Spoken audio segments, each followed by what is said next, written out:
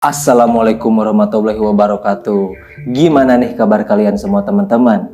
Well, seperti biasa, balik lagi di segmen cerita kriminal.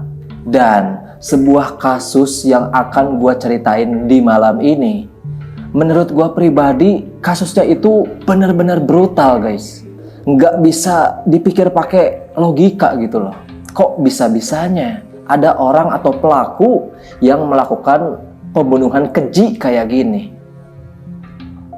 Kisah yang bakalan gue ceritain hari ini yaitu kisah yang menimpa seorang perempuan berusia sekitaran 17 tahun yang disekap, dikurung, diperkeos, disiksa secara brutal selama 1 bulan lamanya, lebih malah.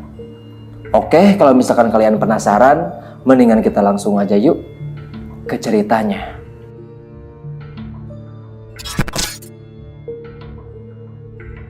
Jadi, kisah ini sendiri terjadi pada sekitaran tanggal 30 Maret tahun 1989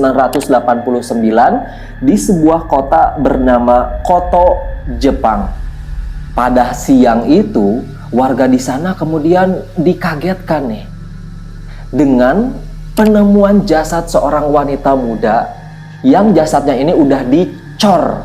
Bayangin sama kalian, udah dicor di dalam sebuah drum menggunakan semen guys. Enggak pakai banyak basa-basi. Beberapa warga di sana pun langsunglah melaporkan tentang penemuannya itu kepada pihak kepolisian setempat. Dan pada hari itu juga polisi langsunglah datang ke tempat itu buat melakukan olah kejadian perkara. Dan dari hasil penyelidikan lebih lanjut, menurut polisi, si jasad perempuan wanita muda ini tuh ditemukan dengan cara yang bisa dibilang benar-benar tragis. Udah nggak bisa dikenalin lagi. Diketahui bagian paha sampai bagian ujung rambut terdapat luka bakar sebanyak 80%. Terus ditemukan juga banyak banget luka tusukan atau sundutan rokok di sekujur tubuhnya. Dan yang lebih parahnya lagi, polisi juga di sini menemukan serpihan beling. Bayangin sama kalian, polisi menemukan serpihan beling alias kaca yang ada di dalam, mohon maaf, kemaluan perempuan tersebut.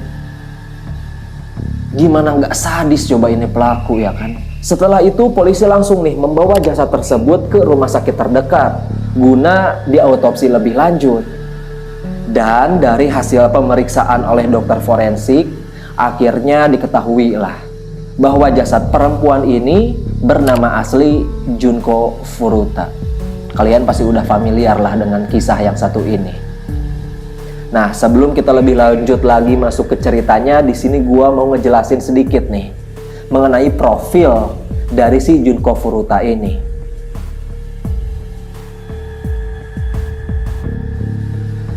Kalau misalkan kalian penasaran siapa sih sosok si Junko ini, dia merupakan seorang wanita cantik yang masih berusia sekitaran 17 tahun.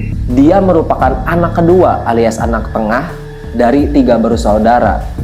Dia ini tinggalnya sama orang tuanya, sama adiknya, sama abangnya di sebuah rumah sederhana yang berlokasi di daerah terpencil di Jepang sana bernama Desa Misato. Untuk kesehariannya sendiri, Junko ini merupakan seorang pelajar kelas 3 SMA di salah satu sekolah ternama yang ada di Jepang tentunya. Sekolah tersebut bernama Yashio Minami High School. Nah guys, dikarenakan memang si Junko ini lahir dari keluarga yang bisa dibilang kurang mampu ya. Buat bekal sekolah pun dia kayak susah gitu loh dapetin uang dari mana.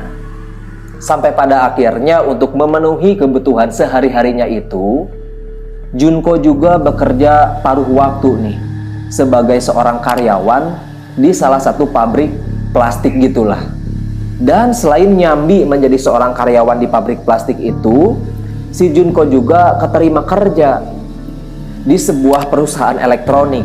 Dan nantinya perusahaan elektronik ini bakalan merekrut si Junko kalau misalkan dia udah lulus. Jadi udah tektokan lah sama perusahaan elektroniknya ini.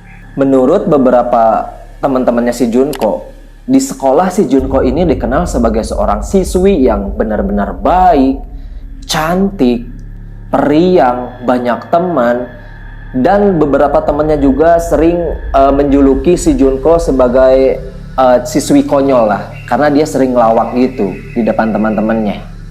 Dan kalau misalkan kita ini ngelihat dari segi fisik ya, selain dia pinter, dia juga ternyata mempunyai fisik yang cantik. Kalau misalkan dibandingkan dengan beberapa temennya ya, si Junko ini kayaknya siswi yang paling cantik lah di kelasnya. Maka dari itu, dikarenakan mempunyai paras wajah yang cantik, banyak banget nih murid-murid yang lain yang suka atau naksir ke si Junko. Salah satunya merupakan seorang pria bernama Kiyoshi Miyano. Si Miyano ini ternyata udah lama nih naksir ke si Junko. Ternyata si Miyano juga udah beberapa kali ngajak si Junko buat jalan, ngajak dia buat kayak keliling kota, ngajak dia berangkat sekolah bareng, dan dia juga udah beberapa kali nih menyatakan perasaan cintanya itu. Tapi balik lagi nih guys, si Junko yang ngelihat background dari si Miyano ini yang ternyata merupakan anggota dari Yakuza, ya si Junko mana mau ya kan, orang itu laki-laki nggak bener gitu loh kan, berandalan. Hal ini juga diperkuat sama pernyataan dari beberapa teman si Junko yang mengatakan bahwa memang benar si Miyano ini dikenal sebagai seorang laki-laki yang berandalan, jarang sekolah, kabur, bolos, nongkrong, rokok, segala macem guys. Ya si Junko kan memang orang pinter ya, anak pinter dia, mana mau dapat pacar yang brutal kayak gitu. Nah, dikarenakan udah beberapa kali mendapatkan penolakan dari si Junko inilah yang ngebuat si Miyano langsung sakit hati, dia sedih, dia galau, dia kemudian menaruh dendam nih sama si Junko. Sampai pada akhirnya dendam inilah yang membuat si Junko tewas secara benar-benar tragis. Oke, sekarang kita langsung aja yuk masuk ke alur atau enggak kronologi kematian si Junko.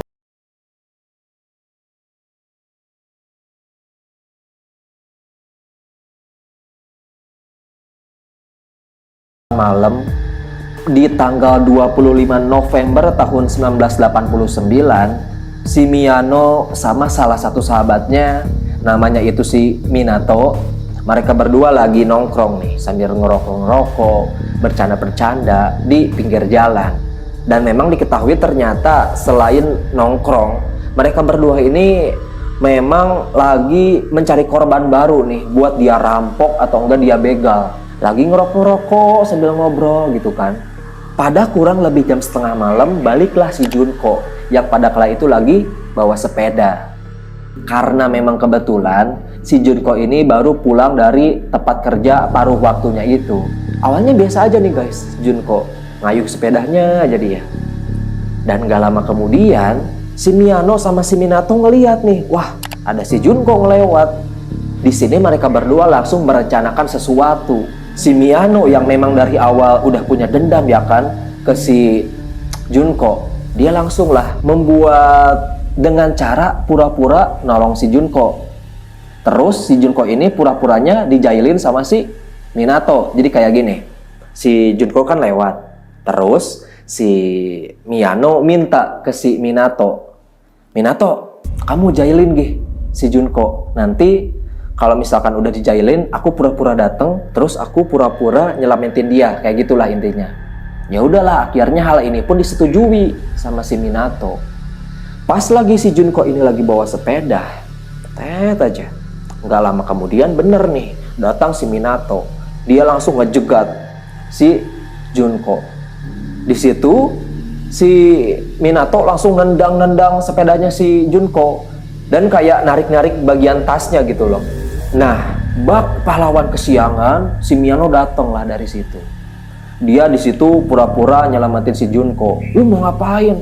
Gangguin cewek jam segini, pura-pura ngebela lah dia. Terus di situ mereka kayak pura-pura berkelahi juga.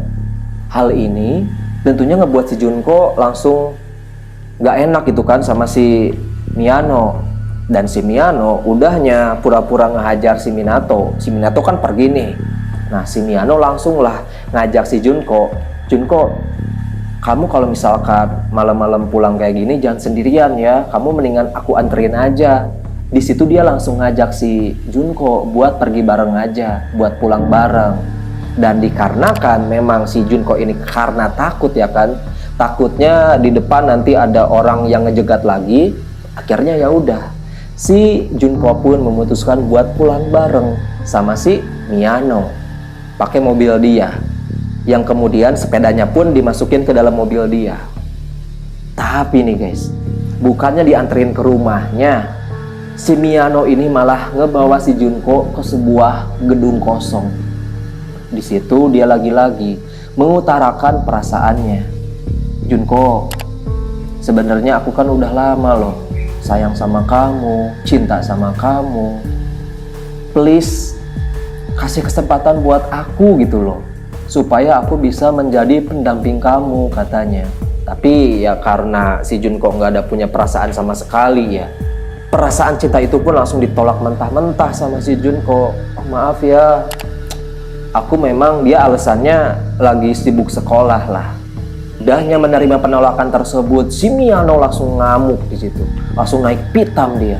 Di situ dikarenakan semakin marah, si Miyano di situ langsung mukul bagian wajah si Junko. Prak! Kamu yang nggak tahu diuntung, tadi udah diselamatin juga, segala macam lah. Marah dia. Di situ si Junko dicaci maki, disebut kayak perempuan perek lah, perempuan nggak tahu diuntung. Wah, dicaci maki lah di situ. Si Junko yang memang basicnya perempuan alim ya, perempuan lugu, dia cuma diem aja di situ. Dan yang lebih parahnya lagi nih guys, di gedung itu si Miyano langsung memperkeosnya, diperkeos di secara berkali-kali.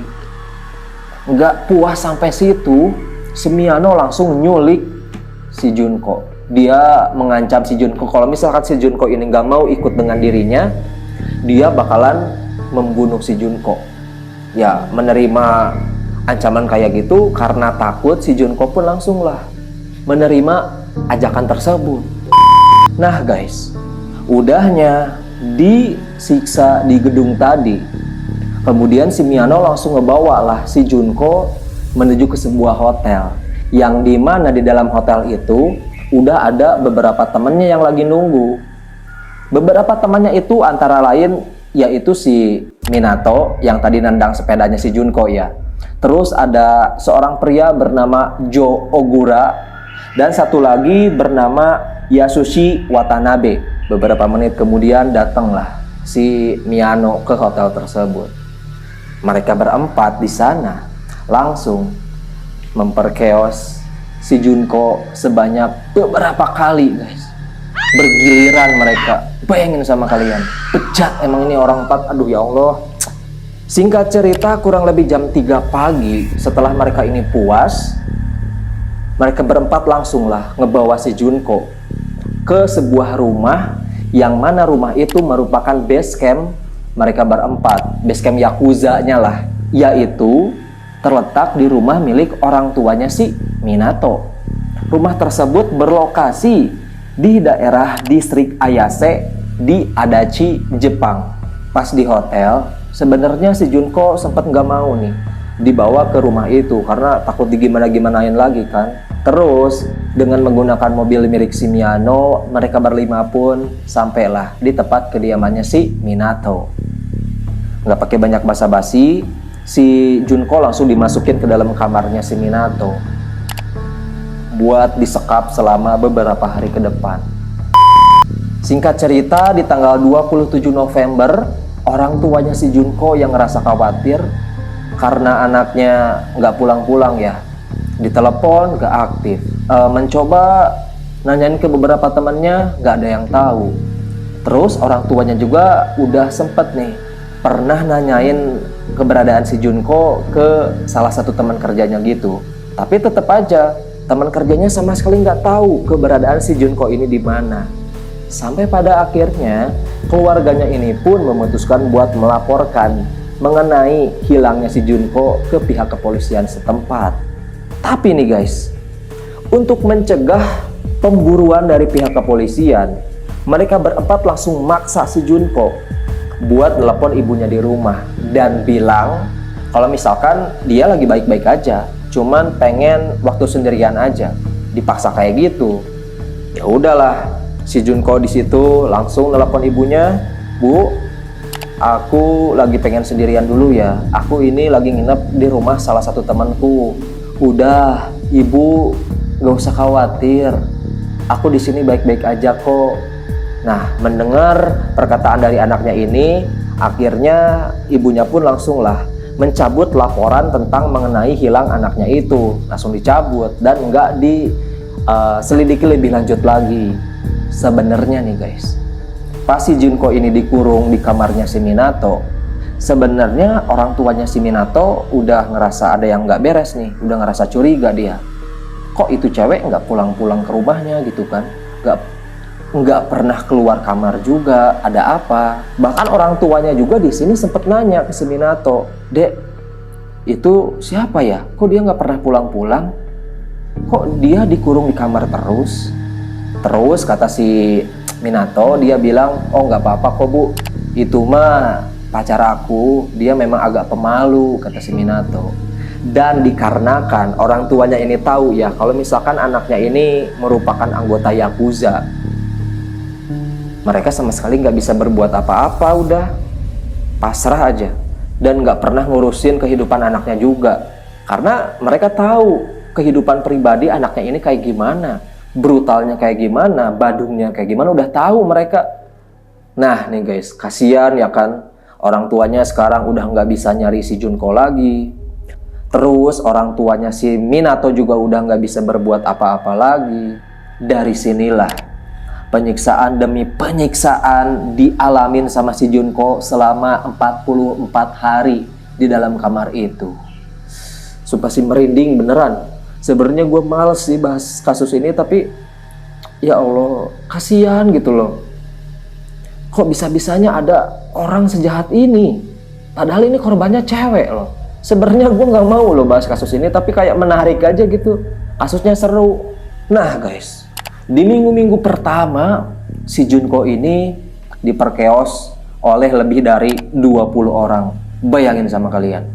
Bahkan menurut artikel yang gua baca ya, si Junko ini diperkeos oleh sebanyak 100 orang secara bergantian. Dan memang diketahui puluhan orang yang datang ke tempat kediaman si Minato ini merupakan anggota dari Yakuza juga. Sesama anggota Yakuza nih. Kalau misalkan mereka ini lagi pengen, anggota Yakuza langsunglah pergi ke tempat kediaman si Minato buat memakai si Junko. Gitu aja terus setiap harinya, bergantian.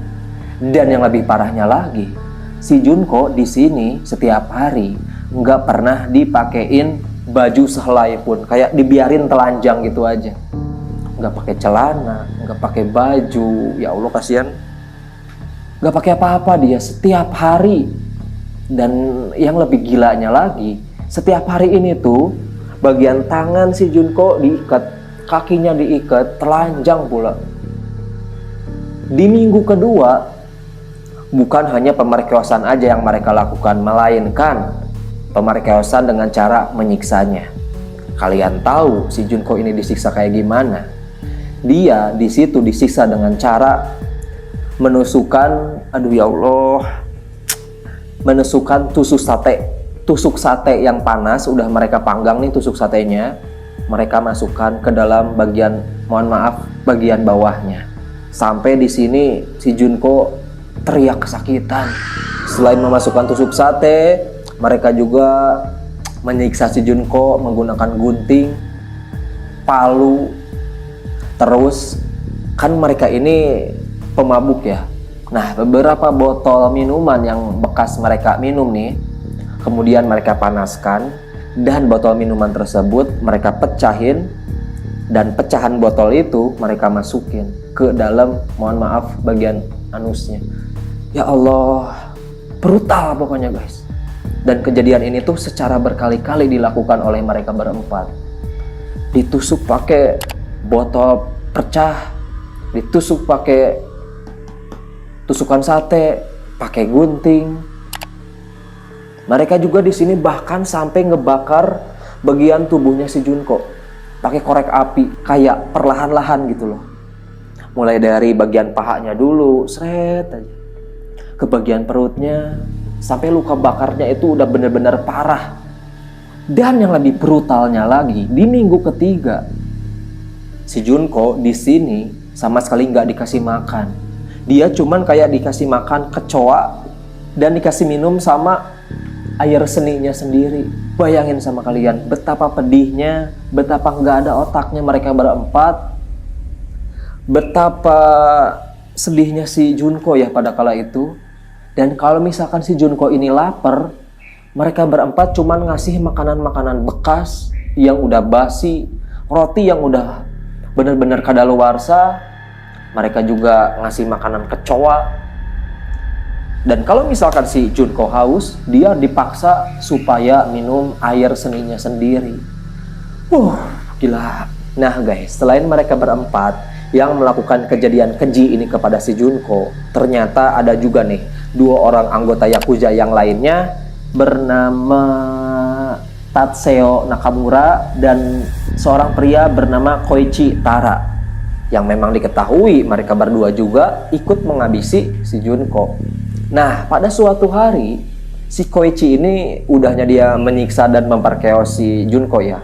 Dia pulanglah ke rumahnya. Di rumahnya itu dia nggak sengaja nyeritain kejadian tadi kepada adiknya. Dek, abang tadi, dan memang kebetulan dia lagi mabuk ya. Dek, abang tadi abis begituan sama cewek yang disekap di rumahnya Minato. Udah abang siksa segala macam, diceritain ke adeknya tanpa rasa bersalah sama sekali. Nah, adeknya yang ngedengar cerita dari kakaknya ini, dia langsung kayak, waduh astagfirullah, kok kakaknya kayak dakjal gini gitu kan. Dia langsung melaporkanlah tentang kejadian penyiksaan tersebut kepada orang tuanya, yang kemudian dilaporkan lagi oleh orang tuanya ini ke pihak kepolisian setempat. Orang tuanya si Koichi bilang ke polisi, Pak, di rumah ini ada seorang perempuan yang disekap Pak sama anggota Yakuza, diceritain lah semuanya ya. Nah, setelah mendapatkan laporan tersebut, akhirnya adalah sebanyak 2 orang polisi lokal yang langsung mendatangi tempat kediamannya si Minato. Tok tok tok, permisi.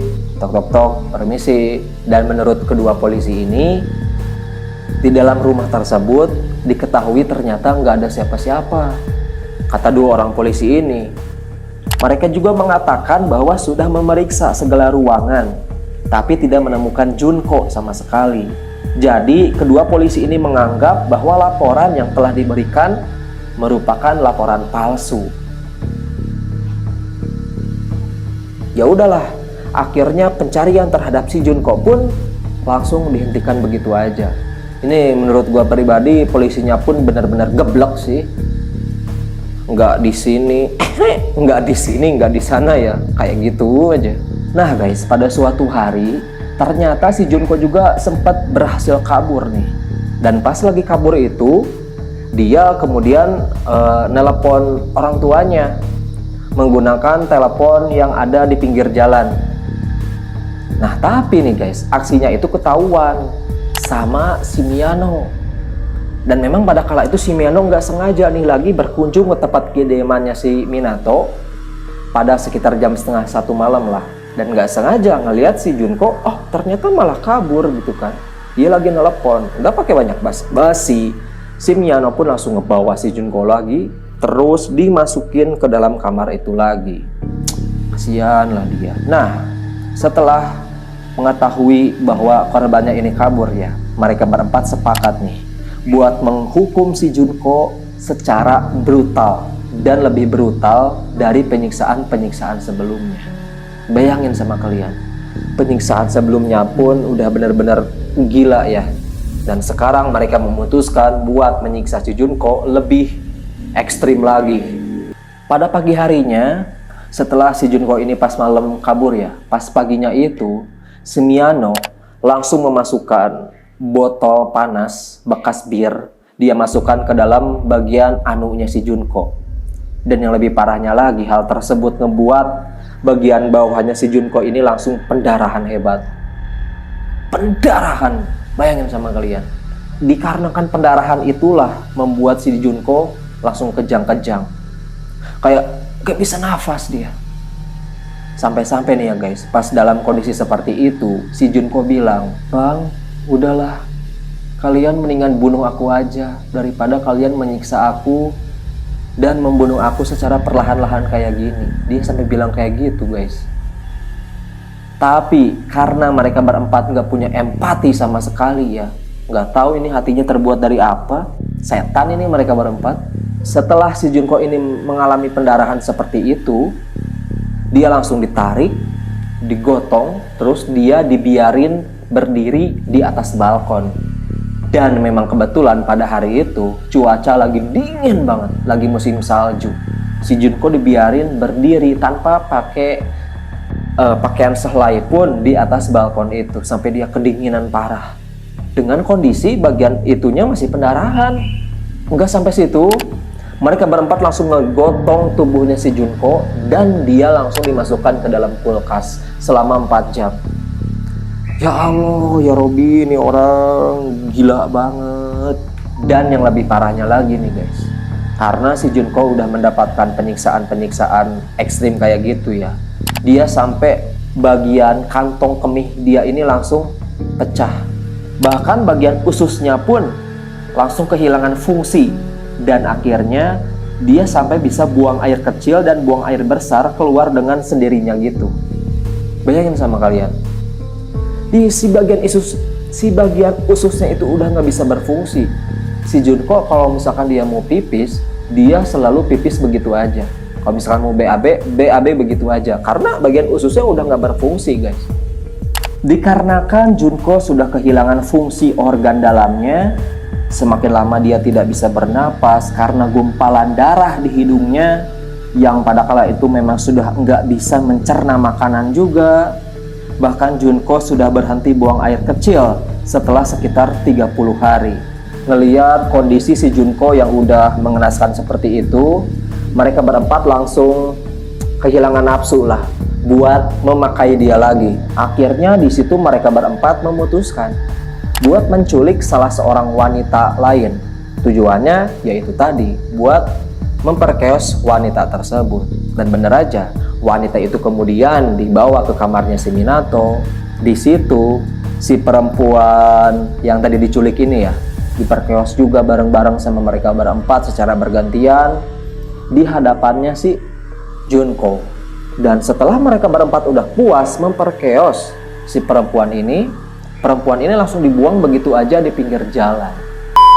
Nah guys, pada sekitaran tanggal 4 Januari tahun 1989, si Miyano pada kala itu ngerasa kesel nih, karena pada kala itu dia kalah main mahjong. Untuk melampiaskan semua kekesalannya ini, si Miyano langsung baliklah ke kamarnya si Minato. Di situ dia melampiaskannya dengan menyiksa si Junko. Dan kalian tahu dengan cara apa? Di sini si Miyano langsung ngambil barbel sebesar 4 kg dan barbel tersebut dia hantamkan sebanyak beberapa kali ke bagian perutnya si Junko. Keprak, keprak, keprak aja 4 kali. Nggak puas sampai situ, dia langsung ambil lilin panas dan lilin tersebut langsung dia kayak teteskan ke sekujur tubuhnya si Junko. Si Junko yang memang udah mati rasa ya, karena sebelumnya udah mendapatkan siksaan demi siksaan ya kan. Di situ dia sama sekali nggak ngejerit guys, kayak diem aja gini, udah nggak bisa ngerasain apa-apa lagi.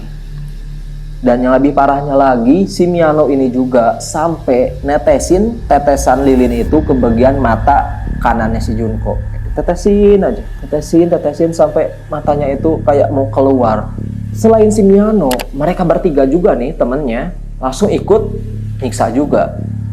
Si Junko yang memang udah sekarat kayak gitu ya, dipukulin sama mereka berempat, ditendang-tendang, dipukulin, ditampar. Dan terakhir puncaknya nih guys, mereka berempat langsung menyiramkan bensin ke bagian tubuhnya si Junko dan langsung membakar secara perlahan-lahan dari ujung kuku kakinya sampai ke bagian ujung kepalanya, kayak dibakar perlahan-lahan gitu loh pakai korek api.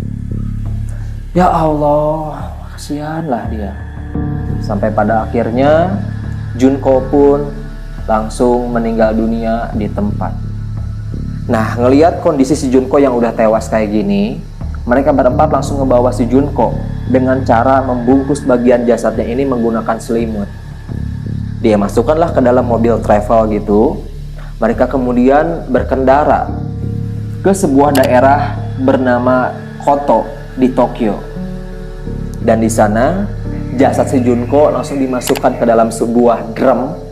Dan untuk menghilangkan jejak pembunuhan ya, mereka berempat langsung menyemen atau enggak mengecor tubuhnya si Junko. Dan kemudian drum tersebut dia buang gitu aja di pinggir jalan. Nah, kemudian pada tanggal 30 Maret tahun 1989 nggak sengaja nih, ada seorang warga yang ngelihat kayak ada potongan rambut ya, beberapa helai rambut di atas drum tersebut. Pas dipegang, lah ini mah rambut manusia gitu kan.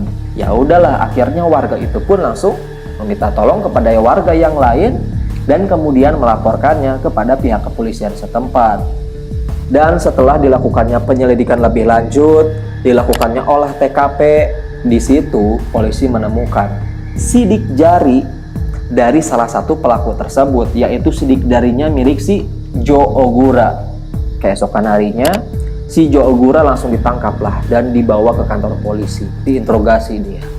Dan pada saat sesi interogasi ini si Jo Ogura langsung bilang kalau misalkan pelakunya bukan dia doang, melainkan ketiga temannya, yaitu si Miyano, Minato, sama si Watanabe. Nah, setelah mendapatkan laporan tersebut, mereka bertiga langsung dibawa ke kantor polisi juga. Dan benar aja, setelah beberapa penyelidikan dan interogasi, akhirnya mereka berempat mengakui semua kesalahannya, bahwa mereka berempat sudah menyiksa, memperkeos. Aduh ya Allah, kasihan banget ya. Menyiksa, memperkeos, dan terakhir membunuhnya dengan cara yang benar-benar di luar akal manusia gitu loh. Di drum guys, bayangin sama kalian. Sebenarnya ya, pada saat itu pas mereka berempat udah ditangkap, identitas dari mereka berempat nggak pernah diungkap nih ke publik, karena mengetahui bahwa ternyata umur mereka berempat ini masih berusia sekitar 18 tahun, alias masih dinyatakan di bawah umur. Jadi identitas mereka sama sekali nggak dibocorkan ke publik. Tapi untungnya ada salah seorang wartawan di media Jepang sana yang bisa membongkar keempat identitas mereka nih, yang kemudian dia langsung membongkar identitas dari keempat anak tersebut ke media massa, ke publik. Dibongkarlah itu. Sampai pada akhirnya setelah beberapa penyelidikan lebih lanjut, mereka berempat pun langsung dinyatakan bersalah atas tuduhan penyiksaan yang menyebabkan kematian, bukan pembunuhan berencana guys. Dulu ini polisinya juga ada-ada aja ya. Dan persidangan pun dilaksanakan pada bulan Juli tahun 1990. Pengadilan kemudian menjatuhkan hukuman sebanyak 17 tahun penjara kepada si Miyano yang merupakan dalang di balik kasus pembunuhan ini, alias orang yang berperan penting ya di antara mereka berempat. Si Miyano nggak terima nih mendapatkan hukuman seberat itu. Dia kemudian meminta banding lah. Tapi bukannya dikurangi, dari hasil banding tersebut hukumannya itu dinaikkan 3 tahun lagi. Jadi total si Miyano dikurung selama 20 tahun lamanya. Dan setelah kejadian itu juga, orang tuanya si Miyano langsung memberikan uang ganti rugi, uang kompensasi lah, sebesar 425.000 US dollar kepada keluarganya si almarhum Junko Furuta. Nah, kemudian si Minato, dia dinyatakan bersalah juga. Dan hakim memvonisnya penjara selama 4 tahun. Bayangin sama kalian, kejahatan yang paling parah kayak gitu cuman dikasih hukuman 4 tahun aja. Kemudian si Minato ini meminta banding. Tapi untungnya dari hasil banding tersebut, hukumannya itu ditambah lagi ditambah sebanyak 9 tahun. Jadi total kurungan penjara yang didapatkan sama si Minato ini selama 14 tahun. 13 tahun. Sayangnya nih guys, orang tuanya si Minato yang punya rumah itu ternyata mereka sama sekali nggak dihukum. Hukuman tidak menghukum kedua orang tua si Minato ini dianggap sangat-sangat nggak adil untuk keluarganya si Junko, karena mereka mengetahui apa yang disembunyikan oleh anaknya. Tapi orang tuanya si Minato ini sama sekali nggak memberitahu orang lain gitu loh. Sedangkan untuk Yasushi Watanabe diberikan hukuman penjara selama cuma 7 tahun aja ternyata guys. Dan kemudian dia bebas pada tahun 1997. Setelah bebas, dia menikah dengan salah seorang perempuan asal Romania. Dan kemudian dia sama perempuannya ini memutuskan buat tinggal di daerah Romania sana. Terus yang terakhir hukuman untuk si Joe Ogura. Dia dihukum selama 8 tahun dan bebas pada tahun 1999. Tapi nih guys, karena kelakuan dia dari dulu kayak Dajjal ya, nggak pernah berubah-ubah dia. Pada tahun 2004 dia ditangkap lagi karena kasus penyiksaan terhadap perempuan dan dihukum selama 7 tahun. Setelah kejadian tersebut, Miyano alias dalang di balik kasus pembunuhan ini kemudian dibebaskan pada tahun 2010. Dan yang lebih gilanya lagi ya, si Miyano ini kemudian ditangkap lagi pada sekitar tahun 2013 atas kasus pencurian. Tapi karena nggak ada bukti, si Miyano sama sekali nggak dihukum.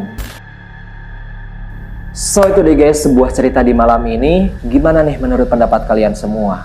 Dan menurut gua pribadi ya, hukuman yang udah mereka dapatkan ini nggak setimpal, nggak sebanding dengan apa yang dirasakan sama si Junko. Bayangin sama kalian, disiksa, dibakar, diperkeos segala macem. Tapi mereka cuma mendapatkan hukuman segitu doang.